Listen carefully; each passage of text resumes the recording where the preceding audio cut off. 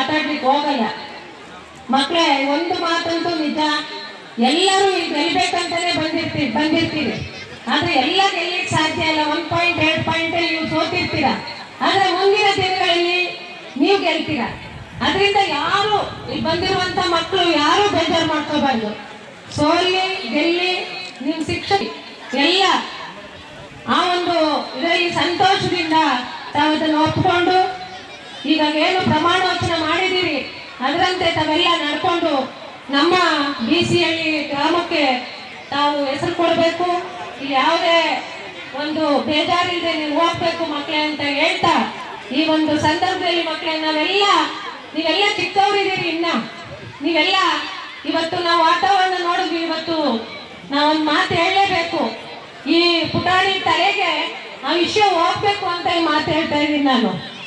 ಯಾಕೆ ಅಂತಂದ್ರೆ ಇವತ್ತು ವಾತಾವರಣ ಹೇಗಿದೆ, ನಮ್ಮ ಪ್ರಕೃತಿ ವಿಕೋಪಗಳು ಹೆಂಗಾಗ್ತಾ ಇದೆ ನೋಡಿ. ಮಕ್ಕಳೇ, ನೀವೆಲ್ಲ ಬಂದಿದ್ದೀರಿ. ನೀವೆಲ್ಲರೂ ಒಂದೊಂದು ಗಿಡ ನೆಡಿ ನಿಮ್ಮ ಮನೆ ಮುಂದೆ.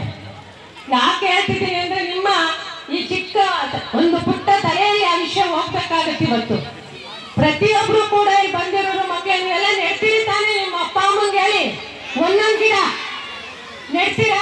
ಗಿಡ ನಿಮ್ಮ ಹೆಸರು ಹೇಳಿ ಒಂದೊಂದು ಗಿಡ ಇಲ್ಲೆಲ್ಲ ಬಂದಿರೋರು ನೆಡಬೇಕು. ಯಾಕೆ ಅಂತಂದ್ರೆ ಮುಂದಿನ ದಿನಗಳಲ್ಲಿ ನೀವೆಲ್ಲ ಚೆನ್ನಾಗಿರ್ಬೇಕು ಅಂದ್ರೆ ನಮ್ಮ ಪ್ರಕೃತಿ ಸರಿಯಾಗಿರ್ಬೇಕು. ಅದರಿಂದ ಮಕ್ಕಳ ಅಪ್ಪ ಅಮ್ಮಂಗೆ ಒಳ್ಳೆ ಹೆಸರು ತರಬೇಕು. ಅಪ್ಪ ಅಮ್ಮನ ಚೆನ್ನಾಗಿ ನೋಡ್ಕೊಳ್ಬೇಕು. ಇಲ್ಲಿ ಬಂದಿರುವಂತವ್ರು ಆಟ ಆಡ್ಕೊಂಡು ತಮ್ಮ ಊರಿಗೆ ಏನಾದ್ರೂ ತೊಂದರೆ ಇದ್ರೆ ನನಗೆ ಹೇಳ್ಬೇಕು. ಏನಾದ್ರೂ ಶಿಕ್ಷಕರು ಆ ವಿಷಯವಾಗಿ ತಿಳಿಸಿ ಏನಾದ್ರೂ ತೊಂದರೆ ಏನಾದ್ರೂ ಬೇಕಿದ್ರೆ ನನಗೆ ತಿಳಿಸ್ಬೇಕು ಅಂತ ಹೇಳ್ತಾ ನಾನು ಮಾತು ಮುಗಿಸ್ತೀನಿ. ನಮಸ್ಕಾರ. ಶೋಭಾ ಅವರು ಮತ್ತೆ ಸುರೇಶ್ ಅವ್ರ ಬಗ್ಗೆ ಏನಂತಂದ್ರೆ 25 ವರ್ಷದಲ್ಲಿ ಶೋಭಾ ಮತ್ತೆ ಸುರೇಶ್ ನಾನು ಒಂದು ಸ್ವಂತ ಶಾಲೆ ನಡೆಸ್ತಿದ್ದೆ. ಇಲ್ಲಿ ಏನಪ್ಪ ನನಗೆ ಬೇಜಾರಾಯ್ತು, ನಡೆಸಬಾರ್ದು ನಾನು ಈ ಶಾಲೆನ, ಸರ್ಕಾರಕ್ಕೆ ಬರ್ಕೊಡ್ಬೇಕು ಈ ಶಾಲೆನ ಅಂತ ಹೇಳಿ ನಾನು ಸುಮಾರು ಕೋಟ್ಯಾಂತರ ರೂಪಾಯಿ ಆಗುತ್ತೆ ಇವತ್ತು ಅಂತ ಶಾಲೆನ. ಇವತ್ತು ಶಾಲೆನ ಶೋಭಾ ಮತ್ತು ಸುರೇಶ್ ಇದ್ದಾಗ ಆ ಶಾಲೆನ ಮೊಟ್ಟ ಮೊದಲು 25 ವರ್ಷದಲ್ಲಿ ಬಂದಾಗಲೇ ನಾನು ಸರ್ಕಾರಕ್ಕೆ ಬರ್ಕೊಟ್ಬಿಟ್ಟೆ.